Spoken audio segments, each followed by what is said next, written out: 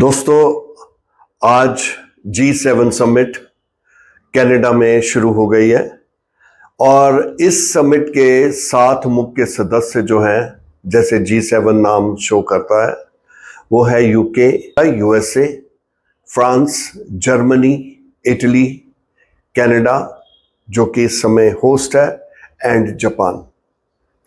ये 7 countries G7 के members हैं। G7 की शुरुआत 1974-75 में की गई थी। उस समय 6 कंट्रीज थे। दूसरे साल कनाडा इसमें शामिल कर लिया गया और 7 हो गए। 6 कंट्रीज थे, UK, USA, France, Germany, Italy, Japan, and Canada was the 7th country which was added to G7। 1997 में इसमें रशिया को भी शामिल कर लिया गया, कि इस प्रकार G8 बन गया। और इस बार जब Trump president of America Canada पहुंचा तो वहां पे प्रश्न उठाया गया कि G7 जो कंट्रीज हैं इसमें G8, तो ट्रंप ने कहा कि मैं चाहता हूं कि रशिया भी इसका सदस्य होता जैसे कि पहले हुआ करता था। तो किसी ने कहा कि फिर तो चाइना को भी बना लो। तो Trump immediately replied back, yes, मैं तो चाहता हूं चाइना भी इसका सदस्य बन जाए। Now the question arises, how India is invited to G7 summit, जबकि ये दिखाई भी देते कि ये यूरोपियन कंट्रीज हैं जो इसमें शामिल हैं, बिग फैट नेशंस।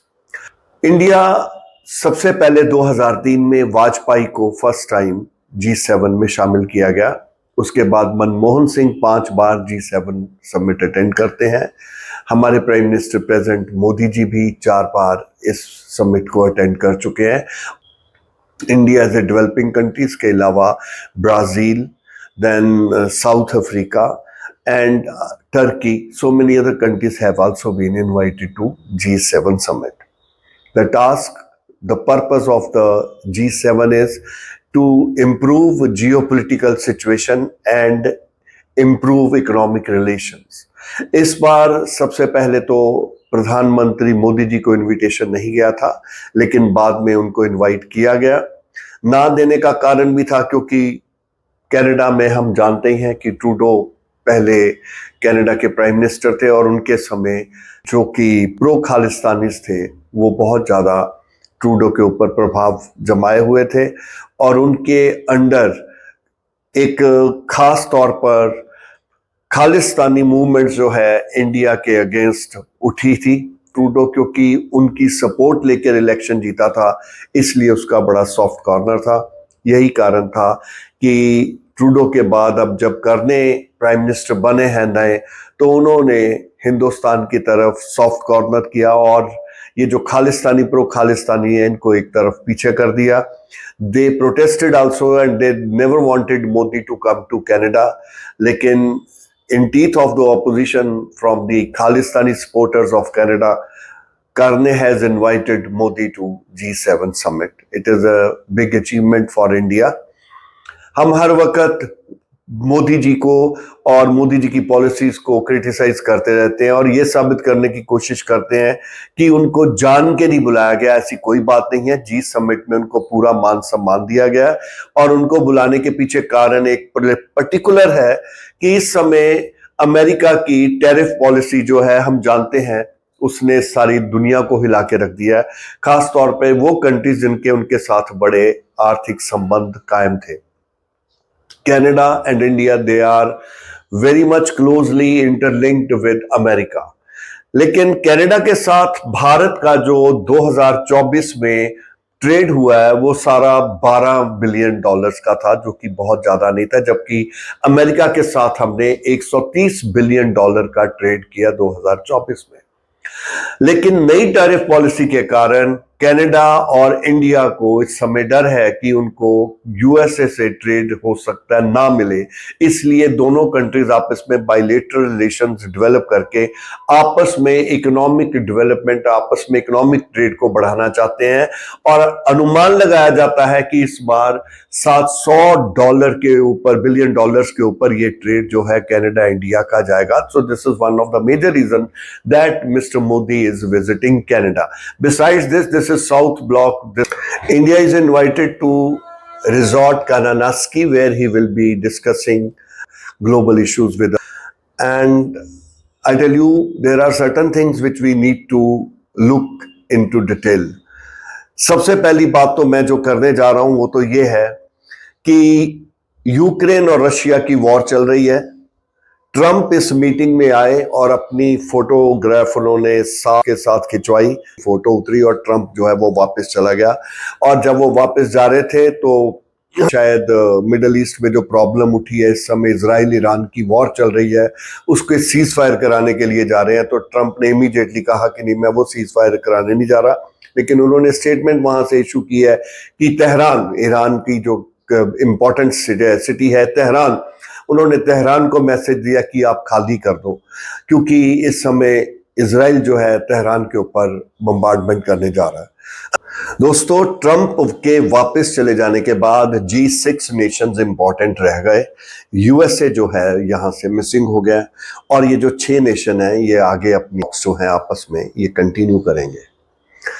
इस समय जो इंपॉर्टेंट चीज वो पास करके गया वो क्या है? मैं आपको डबल स्टैंडर्ड बता रहा हूं इन नेशंस के। ये जो बिग फैट नेशंस हैं इनकी डबल स्टैंडर्ड की बात करने जा रहा हूं। नंबर 1, ये सरेआम कह के गया जो ईरान है वो अग्रेसर है और उसने ही जैसे फोर्स किया है इजराइल को उसके ऊपर हमला करने के लिए। हम ये नहीं होने देंगे, ईरान को कभी भी न्यूक्लियर वेपन नहीं लेने देंगे।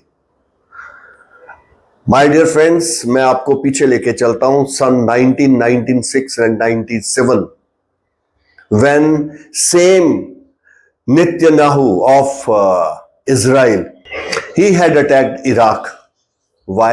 Because Saddam Hussein was supposed to be carrying nuclear weapon and nothing came out of it. Similar way it is being adopted to finish away with Khomeini. Netanyahu has killed major leaders of Iran by intersecting the telephone, mobile, and attacking them, particularly pinpointing at the particular place where they were sitting or hiding. Khomeini has been spared. Why? Khomeini को क्यों छोड़ दिया गया? क्योंकि America ने Netanyahu को कहा है कि उसके ऊपर हमला नहीं करना, उसे मारना नहीं। लेकिन नेतन्याहू किसी के सुनने वाला नहीं है और उसने अब खोमेनी को टारगेट करना है। खोमेनी जो है इस समय हाइडिंग में चला गया है, बंकर में छुप गया है। अब प्रॉब्लम क्या हुई है कि ईरान ने रिटेलिएट किया है। गाजा की तरह वो मार नहीं खाता रहा, हमास की तरह वो मार नहीं खाता रहा।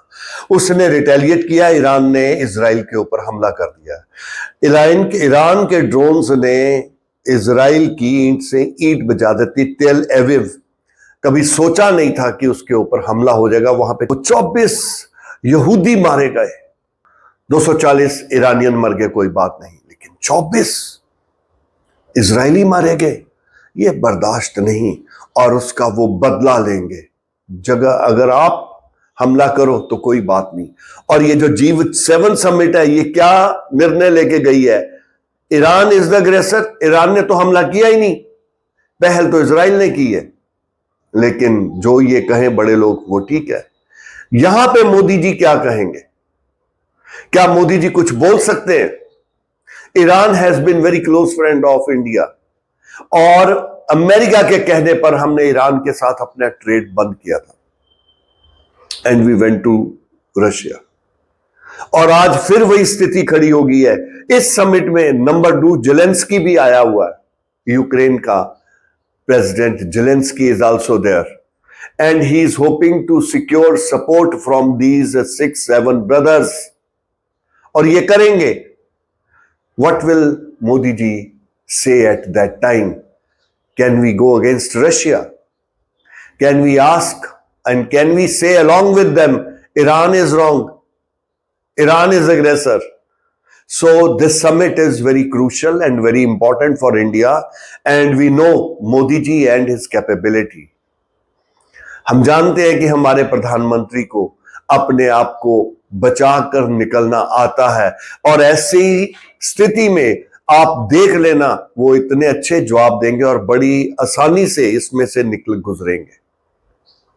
कभी भी इंडिया ने किसी अग्रेसर कंट्री का साथ नहीं दिया और इस समय भी ऐसा ही होगा।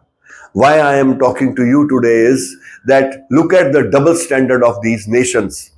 ये वही है इंग्लैंड की पार्लियामेंट में बोल रहे थे कि Israel Netanyahu is aggressor, he has killed, he is a butcher, और अभी बैठे हुए ये सेवन कंट्रीज जो है G7 में किसकी सपोर्ट करके गए हैं? Again Israel, they have supported Israel and they have clearly said that Iran is aggressor. अगर ईरान चाहता, ट्रंप क्या कहता है, मैंने तो इससे आगे ही कहा था कि तू मान जा कि तू न्यूक्लियर वेपन, भाई उसके पास है ही नहीं वेपन, जबरदस्ती nuclear weapon, let us see within 2-3 days that things will come out. And I tell you, this is what I have been telling you earlier also. This Israel was created in 1948 to keep control of these Arab countries because they are oil companies. They are the king of the oil. And they may not become the big power tomorrow. To control them, Israel is always there. And it is impossible if these European countries will not support Israel.